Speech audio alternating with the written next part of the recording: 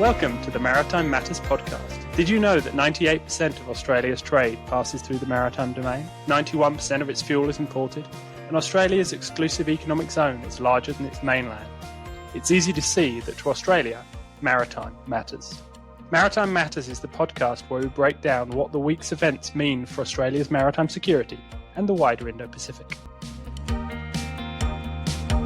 Hello, welcome to the Maritime Matters podcast. My name's Richard Dunley, and I'm joined by my co-host Jennifer Parker.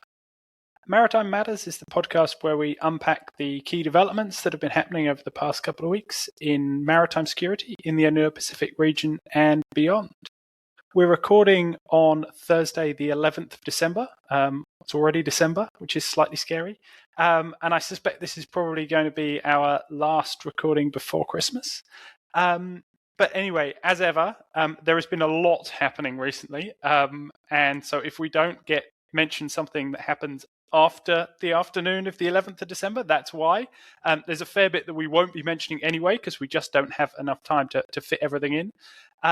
But there's lots to discuss, so we might as well get going. Hey, Jen, how are things? I'm good. I think there's lots that we will, as you say, that we will end up leaving out because everything has been happening or feels like it's been happening. And I can't remember the last time we recorded. I think it was probably 3 weeks ago. I was reminded we had a fan, and Harry, if you're listening, it was wonderful to meet you at the NSC this week. What's been happening? Look, I've got a podcast out with Defence Connect with Steve Cooper and Kevin Quandra, talking about maritime readiness and a bit of Hunter and a bit of AUKUS and a bit of other things. And have another podcast out on a different Defence Connect channel coming out next week. So cross motion podcasts. I've been doing a lot thinking about AUSMIN, US national security strategies, and I had an article in the Sydney Morning Herald talking about the conversation we should have at AUSMIN, which is me continuing to prosecute the idea that we need to clearly outline our roles and responsibilities and the US's roles and responsibilities and start to delineate rather than integrate. But I won't bore you with that. You can read it on my website. And of course, we will get into this, but lots of discussion and speaking to the media about the Chinese Naval task group that is thought to be deep in the Pacific somewhere. So what have you been up to, Richard? Me, I have been trying and largely failing in many ways to get some time to write something about sea power and the information environment. But that is more of an academic piece, so it won't be out for a little while. Hopefully, I'll manage to get some time over Christmas to crack on with that. But also, I've been following your discussion of the Chinese Naval Task Group, and I think we might have some fun with that one. Anyway, we ought to crack on. So what's been happening in the region? Well, what's not been happening in the region, but what are we going to talk about what's been happening in the region? So, in the last week and a bit, we've seen the release of the US National Security Strategy. We won't really focus on that here. But following on from that, we did see the AUSMIN talks, which is the 2+2 talks between the US and Australia that occurs almost every year. The Department of War put out a tweet saying it was the 40th iteration of AUSMIN. I enjoyed correcting them and saying... Okay. The Department of War, yes. You're going with... correcting them. I'm just going with what their Twitter handle is. I don't care enough. But to get into it, that there is the 35th version of AUSMIN. Anyway, it started 40 years ago. 5 have been missed in the last 40 years. It seems I love the level of pedantry there. That was excellent. The only reason I even know, because I'm not normally a details person, as you would attest to, the only reason I even know is because I published an article on AUSMIN and the op editor called me and he said, my sub-editor is just challenging, is it the 35th, which is what you've written, or is it the 40th? And I said, no, in accordance with the DFAT website, here are all the ones, I've counted them, it's the 35th, and I was right. So that's the only reason I know that detail, by the way. I'm not an AUSMIN geek. I guess, AUSMIN is always normally quite a significant, measure of the alliance to see where it has tracked in the last 12 months and where it's going in the future. Some people said that the statement from this AUSMIN was pretty boring. I don't think it was boring, I don't think it was more boring than other AUSMINs. I mean, I think they're generally pretty boring. It was probably shorter. But some of the key things that came out of it, I guess, clearly AUSMIN's not just about defence, so there was stuff on economic cooperation and foreign policy cooperation, which we won't really delve into. From a defence and national security perspective, there was a lot of focus on digital infrastructure and subsea cables in the Pacific, cooperation on maritime cooperative activities in the South China Sea. It's just an exercise. AUKUS, so full steam ahead on AUKUS, which is the famous quote from President Trump in October, a great nautical quote, was actually seemed to be quoted by all of the 4 principals at AUSMIN. So I guess that is now the motto of AUKUS, full steam ahead.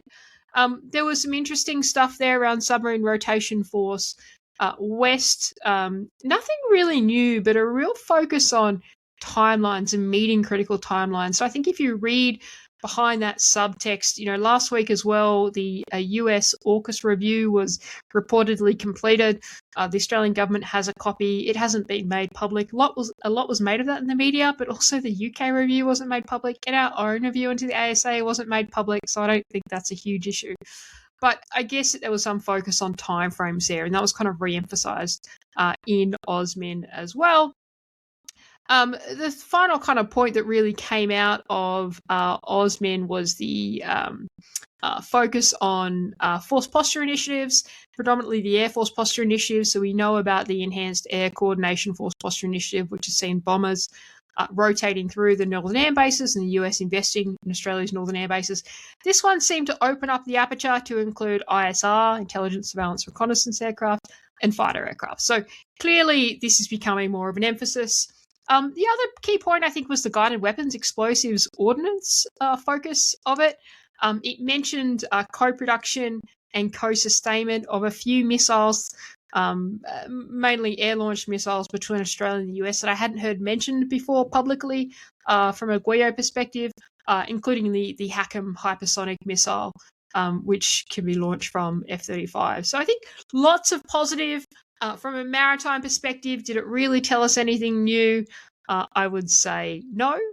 The other thing that came on the back of AUSMIN was the trilateral AUKUS talks, or the trilateral defence minister AUKUS talks. Again, no real new detail about AUKUS Pillar 1. AUKUS Pillar 2 is interesting, and I suspect we're learning some more about the US AUKUS review, because it says AUKUS Pillar 2. There were some statements about kind of refining AUKUS Pillar 2. I can't remember the quote from Richard Marles, but it seemed that there needed to be more focus on it. And there's been a lot written about the fact that AUKUS Pillar 2 is too broad. There's no clear hallmark projects or goals, or at least in the public domain, and no clear investment. So I think that's quite positive. What's your take on AUSMIN, AUKUS, AUKUS review, all of these discussions which seem to meld into each other in the last week? Yeah, so they do kind of all seem to merge together. And then there's the slightly odd, dissonant background of the US national security strategy, which, as I think we were mentioning before, there's a slight sort of disconnect between the rhetorics coming through. In terms of the AUSMIN stuff, a couple of things that I think are worth sort of flagging from more of a foreign policy perspective. One of the things that did come across as notable is the fact there was no mention of a lot of the preambles to the AUSMIN type statements generally talk about shared values, democracy, etc. There was none of that, which not surprising, but I thought was quite notable. I was intrigued by, there was a statement as part of the AUSMIN statement said that they reaffirmed the criticality of establishing submarine rotational force west as early as 2027. Now, whether or not that is a sort of, whether I'm trying to read too much into this or there is any notion of that timeline slipping, I'm not sure, but it did flag with me as a, this might be as early as means that it could be later, right? Now, since then, Richard Marles has again mentioned Q4 2027. So I might be reading too much into that, but I thought it was quite interesting. In terms of the AUKUS gathering stuff, I've not seen anything particularly interesting out of Pillar 1. The only thing, again, that was notable to a degree was some of the language, particularly coming out of the UK side, around the fact that AUKUS was being rebooted. Now, I don't know, again, quite what that means, but it seemed to be interesting. Pillar 2 was obviously the focus, at least in sort of some of the statements that have come out. Richard Marles talked about giving a sharpness to Pillar 2, which I think is a perfectly reasonable kind of subtle critique of what's been there sort of previously, which is certainly in the public domain. AUKUS Pillar 2 has been a pretty amorphous entity. The other thing which I thought, again, was interesting was obviously there was a lot of fanfare around AUKUS as part of this, and a lot of discussion about AUKUS. But it came, certainly from the UK side, it came at a time when there were statements made by the UK government yesterday that they were effectively cutting back very significantly on their deployments outside of the Euro-Atlantic area and exercises and training beyond this area. So I think there's something quite interesting going on there, where you're seeing a rhetorical piece and I guess focus on maybe on capability, where there's this engagement in AUKUS in the broader Indo-Pacific, but in terms of what's actually happening in terms of capability and what they're doing, you're seeing very much of a focusing in on the Euro-Atlantic. So slightly jarring messaging, I guess, there. So that was my sort of tuppence, I guess, on those. Look, I think you're right about the messaging. I think the UK is a very much invested partner in AUKUS, and we've talked about this many times in terms of how much AUKUS actually helps their submarine industrial base rather than hinders it. But there is the question about phase 1 of AUKUS Pillar 1 and the idea of an astute rotating out of Stirling. I find that unlikely. Happy to stand corrected. I have no problems with it. But if you just look at the state of the astute fleet at the moment, anyone that can do maths would have to ask some genuine questions about that. And so I think that this messaging around focusing on the Euro-Atlantic is probably setting us up for some point a statement saying that, the UK remains invested, but there's no astute that's going to rotate out of Stirling, which is, probably a pretty reasonable comment, to be honest. Absolutely. Moving on, the story that has been gaining quite a lot of attention in Australian media is the discussion of the Chinese task force that is somewhere in the Pacific. Now, this was something that flagged, I guess, probably a week or so ago now? Actually, in late November. So it was the end of November. There was an article in the Fin Review that talked about the fact that there was some reporting of a Chinese naval task group that might be on its way to the Pacific or potentially in the vicinity of Australia. And again, of course, Chinese naval task groups deploy like naval task groups in other countries, including Australia. The difference is really that what is the perceived changes in the way they're operating rather than it being a specific issue. And of course, because of the circumnavigation of Australia, who can forget that? In February, March this year, it catches the imagination a little bit more. Yes. So anyway, it's been very much on a source of discussion. There have been lots of questions raised in Senate estimates and with politicians and defence officials.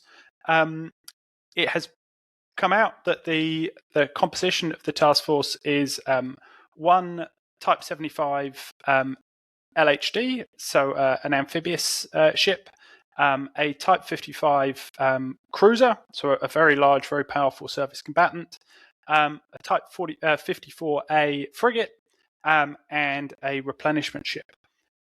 So this is a similar, in some ways, task force to that which circumnavigated Australia previously, but with the addition of a large amphibious platform, which, of course, adds a slightly different makeup to or sort of flavour to the mix.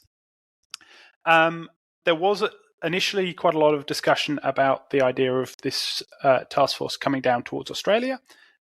Since then, it has shifted somewhat to, and the assumption seems to be that it is going to be heading out into the Pacific and perhaps down into the South Pacific.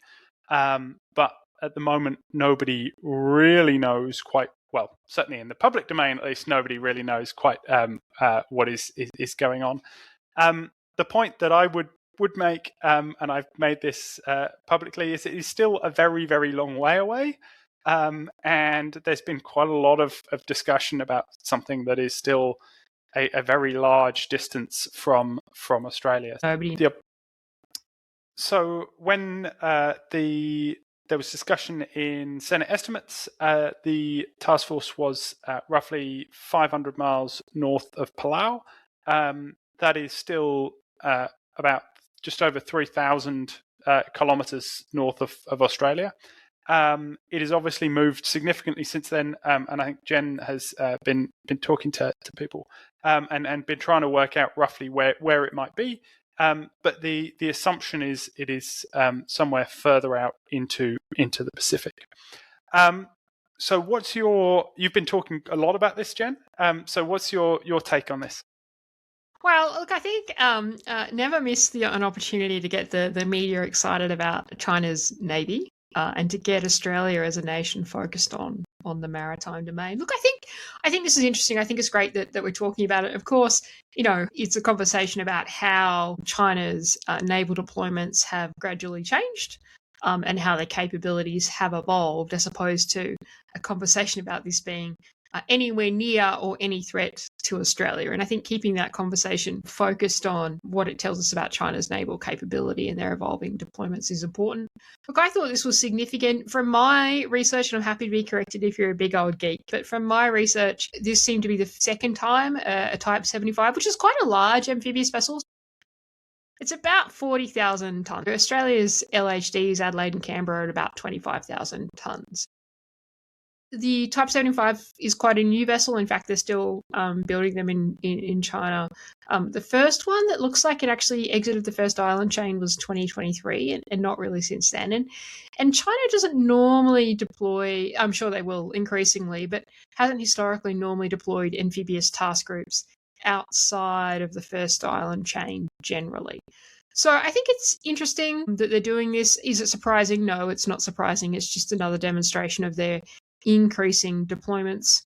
In terms of where it is, look, who knows where it is? I guess my kind of estimates yesterday, I think they were reported in the ABC, were, well, if it turned around and went back into the first island chain, we'd likely know. Generally, the ships operating around that area are fairly closely reported on by a series of,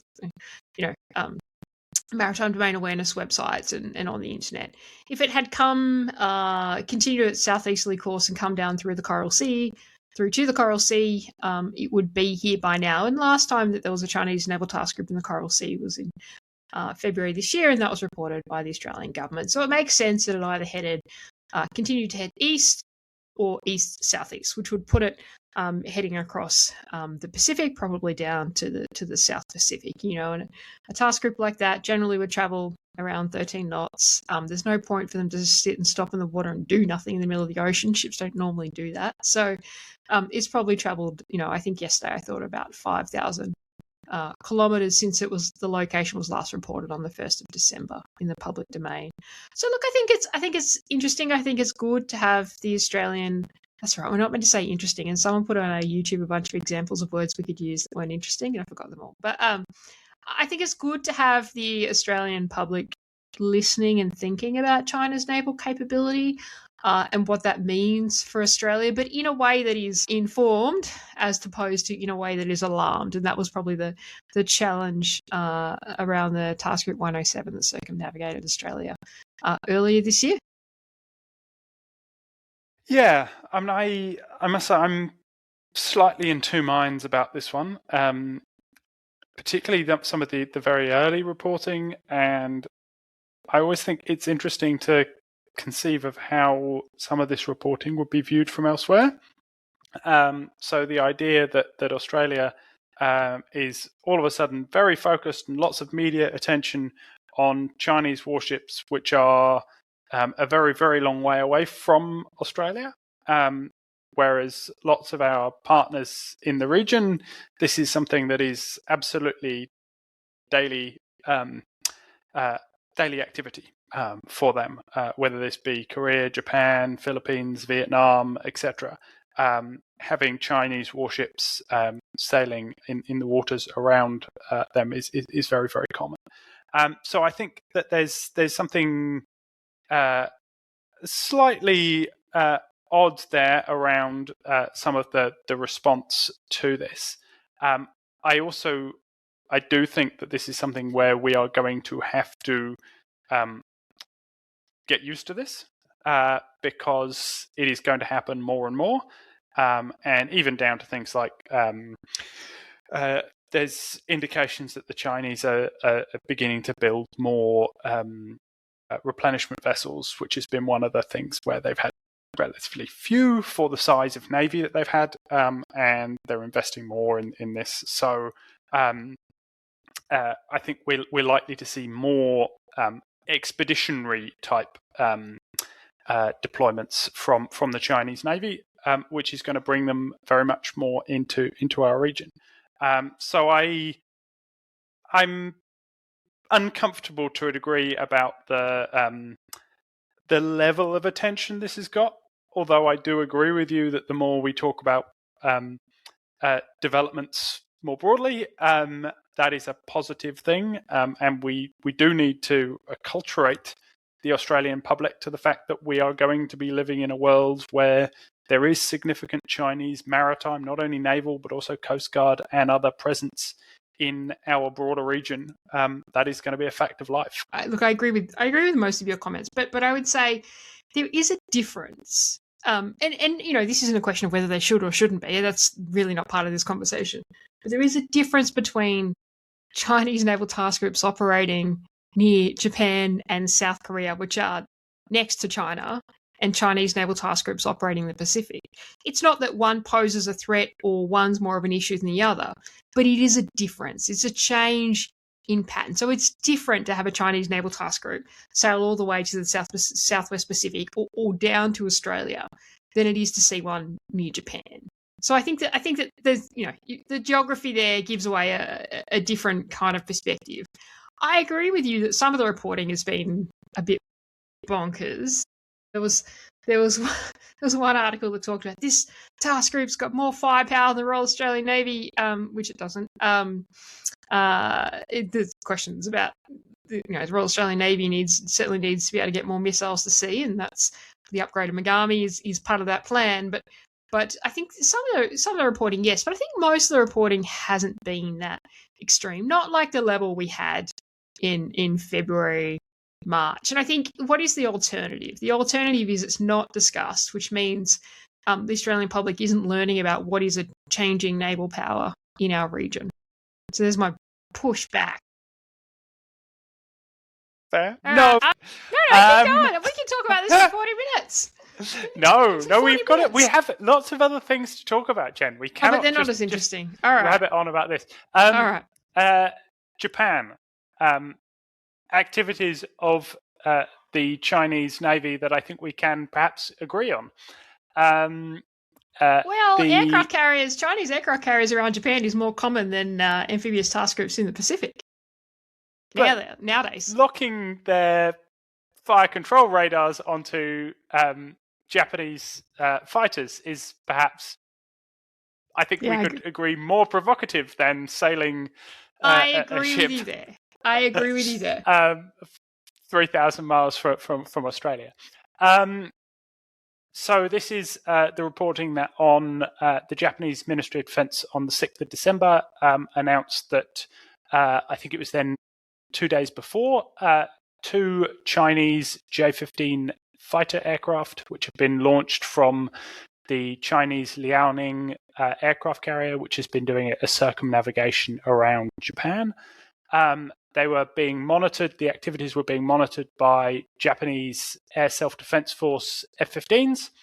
And on 2 separate occasions, the Chinese fighter jets locked their fire control radars onto the Japanese fighters.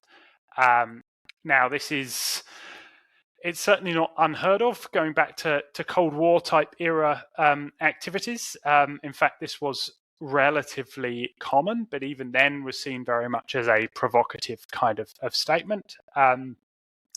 And it is something that is, I think, relatively unusual now. It's certainly not been reported as something that has been happening regularly. And Japan has pushed this quite hard, and they've described it as dangerous and unacceptable, and flagged the risks of escalation, which I think are quite clear. Now, what I think is really interesting about this one is the degree to which China pushed back very strongly against the Japanese criticism. Previously, China has often kind of pushed back gently, but then kind of let the matter slide. Whereas on this occasion, they were pretty aggressive in their pushback, saying that it was routine and accusing the Japanese of being dangerous and all sorts of other things. Now, obviously, this fits into a pattern of heightened tension between Japan and China over the past month or so. Now, how much that plays into this, obviously, we don't know. But it is certainly an uncomfortable pattern of behaviour, and one that has potentially significant escalatory ramifications if it becomes a regular thing. What were your thoughts on this one? Yeah, no, I agree. I think look, I think it is probably heightened as well because of the coercion of Japan that's been going on for a number of weeks now in the economic domain and the military domain, and we mentioned that. I think that China pushed back hard. I think this is becoming a bit of a trend when China is accused of doing things or things come up. You're starting to see more statements from China and more strongly worded statements. And we saw that actually in October. There was an incident where an Australian maritime patrol aircraft was harassed in the international airspace in the South China Sea. And that was released by the Australian government. And China came back and pushed back forcefully, saying that we were in Chinese airspace, etc. So I think the pushback is part of a, I guess, more assertive China that I think is probably feeling a little bit emboldened. There was some critique or commentary that during the first few weeks of the coercion of Japan that was clearly occurring in response to some statements by the Japanese Prime Minister, that there hadn't been a lot of statements from key allies and partners in support of Japan. We did see that in the wake of this incident with the radars being locked onto a Japanese fighter aircraft. We saw a statement from Richard Marles, Australia's Defence Minister, Deputy Prime Minister, when he was in Japan on the weekend, and we've now seen a statement from the US condemning China's actions. So I think all of that kind of plays into how far Japan pushed this incident as well. It is serious. I think it's probably going to become more common, to be honest.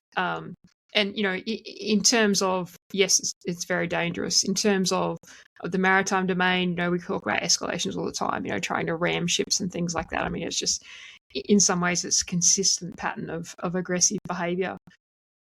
But yeah, it's kind of my take, to be honest. See what comes next. Yeah, absolutely. And particularly as the Chinese have more aircraft carriers fully operational and are deploying them more regularly into the region. We'll see what happens. We don't have huge amounts of time. So moving on and talking about some of the capability things that have happened in the past couple of weeks. I guess one of the big news stories was the cancellation of the US Constellation class frigate program. This was the American kind of smaller combatant.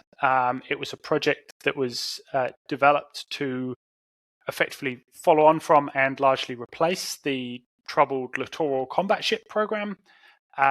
And the Americans had decided to go with an established design, and they ended up going with the Franco-Italian Frem class frigate.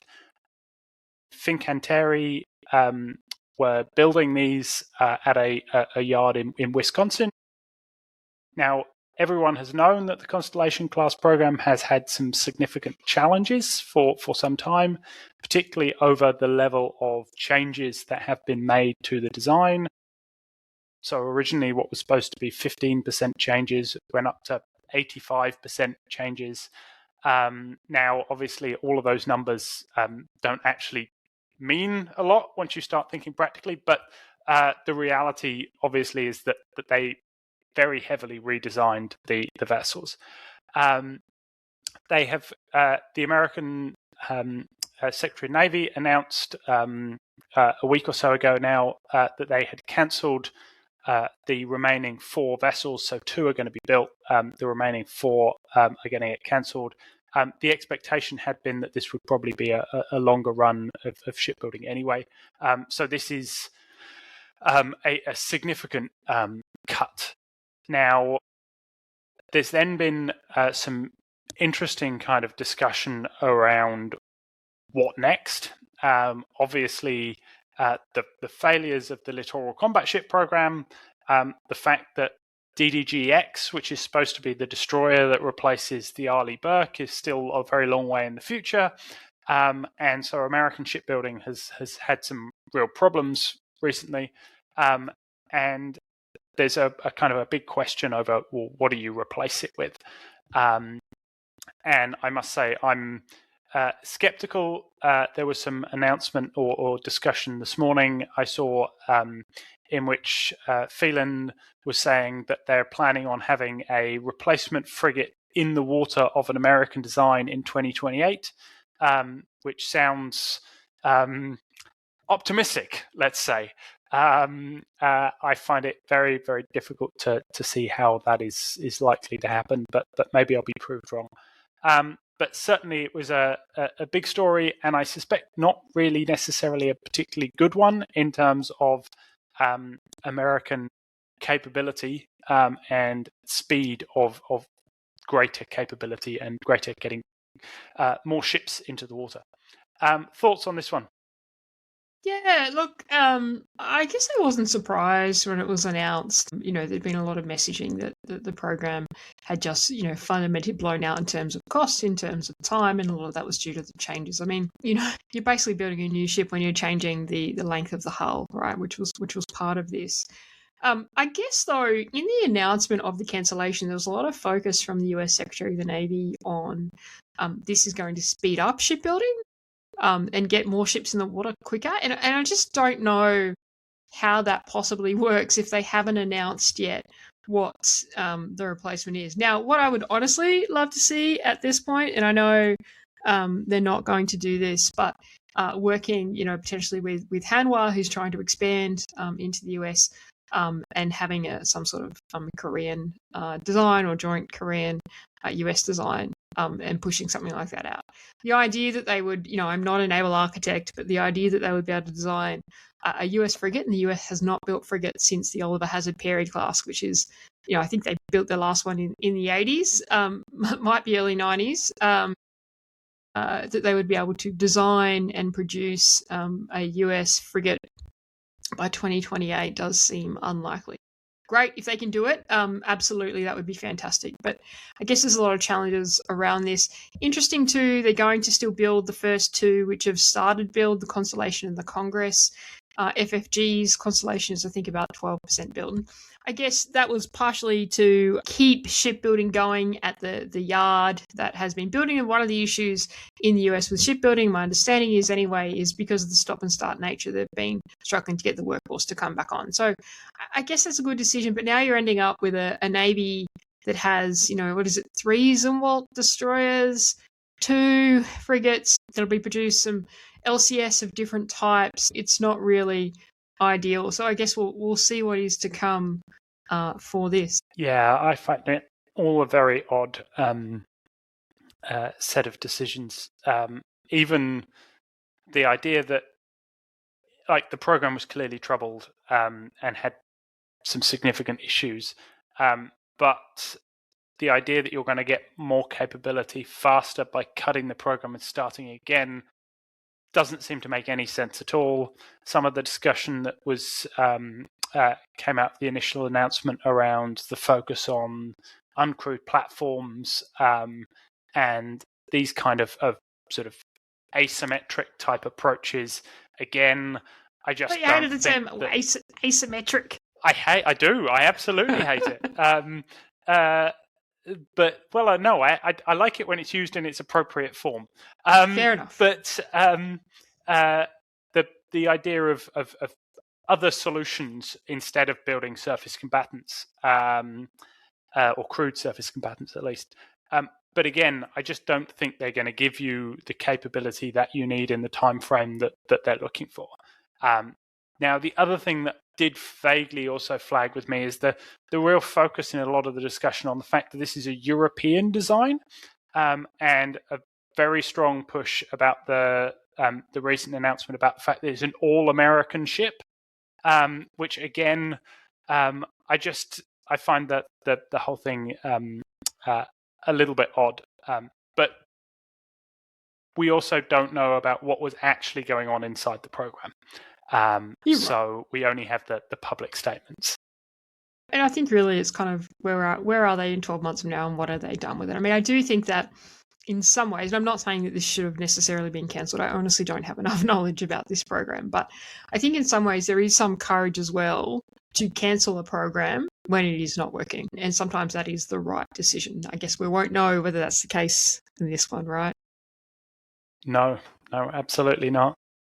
Good shipbuilding news, though. Let's have some good shipbuilding news. So I thought this was really positive, because we normally just have bad shipbuilding news, right? But so the US has been focusing on a new medium landing ship for their Marines, which they've decided to go with the Dutch-built Armored LST-100, which they're going to produce over 35 of. Now, if that rings a bell for an Australian listener, it should, because that is the design that's been selected for Australia's Landing Craft Heavy as well, which our Australian Army is getting, and 8 are being produced allegedly in the late 20s at Henderson. So I thought that was good. There's going to be some commonality between the Marines and the Army. Now, I wouldn't be surprised under the Force Posture Initiatives if once these are built, you see some of these based or rotating through Australia. And I think I cheekily put out a tweet that maybe we can build some for them. I don't think that's going to happen, but still, I mean, they may well be an Austal build in the US, since Austal are building them for us here. There's got to be some synergies somewhere. Yeah, I think it sounds like generally a good news story in that regard. And I think it's also good that finally there is movement on the new landing craft for the US Marines. This has been something that's kind of been going around for a while, so hopefully it's going to actually happen. And as you say, synergies and in terms of things like maintenance and a whole host of other areas, seems to make a lot of sense. So hopefully a good news story. Other capability things. One of the announcements that's got quite a lot of attention recently, actually coming out of the UK, has been the official announcement of the UK's Atlantic Bastion, which is it was announced at a major sea power conference that took place over the past couple of days, and it was sort of officially launched by the new First Sea Lord. I guess he's not that new anymore. But Atlantic Bastion is basically a major undersea initiative to try and address the challenges to particularly, I guess, around both submarines, but also around critical maritime infrastructure and the threat, the Russian threat to critical maritime infrastructure. And Jenkins, First Sea Lord, made quite a lot of this in his speech, and really focused on threats both from surface, from Russian spy ships, which have got quite a lot of attention in the UK media, but also subsurface threats to critical maritime infrastructure. The Atlantic Bastion is supposedly a very new approach. They are relying very heavily on industry and on commercial partners to provide solutions, and they're looking very heavily into autonomous kit. So this is both autonomous surface vessels, but also autonomous undercrewed, undersea platforms. Undercrewed. They're also undercrewed. I mean, they are, yeah. I haven't heard that term, but we're gonna. No. This is going to be a key term now. Undercrewed. And the idea is to provide persistent underwater surveillance across the Greenland, Iceland, UK gap, the famous kind of Cold War submarine operations zone. And it's very much reinvigorating that. Now, this is presented very much as the Royal Navy embracing technology and the development of a hybrid fleet and all of this kind of thing. Now, I am, as listeners may or may not know, deeply, deeply cynical. But my take on this to a large degree is the fact that this is a product of the fact that the Royal Navy doesn't have the regular kit it should be using to do this, because the Type 23s, I think they're now down to 7 Type 23s, which is the backbone of the ASW fleet for the UK. The Type 26s, which are replacing them, have not yet come on stream. And as Jen mentioned earlier, the UK submarine availability is disastrous at the moment. And so basically there is a huge gaping hole in conventional capability. And so I think that there's a bit of a wing and a prayer here that new technology will solve all of the problems. I am skeptical, to say the least, but I hope I get proved wrong. What are your thoughts on Atlantic Bastion? I keep thinking, I mean, I'm skeptical about a lot of solutions for uncrewed capabilities in the underwater domain and on the surface. And I keep asking myself, am I a technophobe? Is that why? And I like to think not. I just think that there is certainly a role, but I think that there are some practicalities that are difficult to overcome. And I think that there is a perception that doing it this way is going to be significantly cheaper. And I'm not sure that that's always the case either.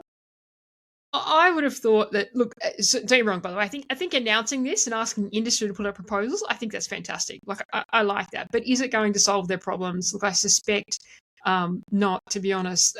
Solving their problems is accelerating shipbuilding. And to be honest, some sort of strategic towed array system like the US operate, go and get some RFA ships, chuck some large strategic towed arrays off the back of them, and maybe they can be used to queue some their new extra large UUV to hold a submarine at risk. I mean, I think that is a plausible scenario. That I've seen some different companies put out some different graphics about teaming USVs with the Type 26 and all this sort of stuff, and I'm just not sold on that. I know that all navies are talking about this idea of the hybrid fleet. But one of my challenges when it comes to the idea of having a USV that extends the capabilities or the strike capability or whatever capability of the major fleets that isn't focused purely on ISR, I think is a challenge, because I think we've talked about this, right? Like, it goes to the point of, okay, well, if you're designing it to have a strike capability, then it's going to be target number one unless you can protect it,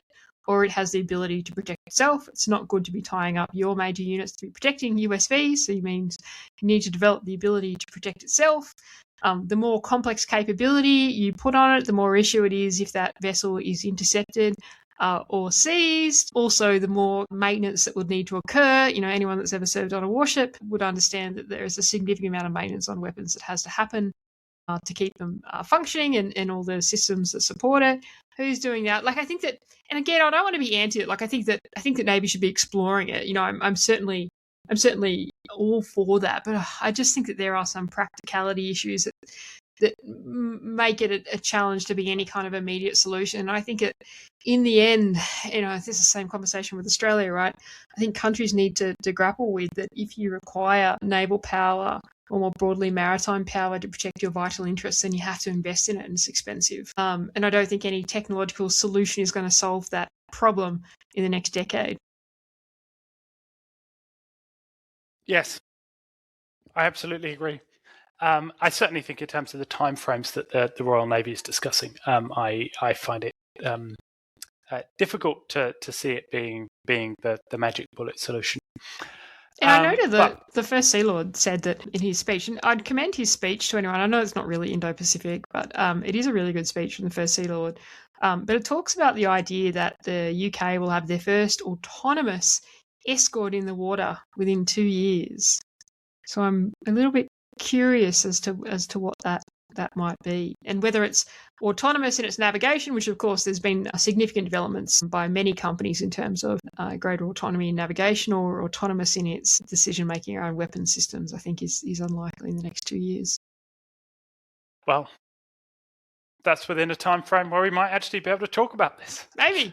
So we'll see. Be proved wrong. Absolutely.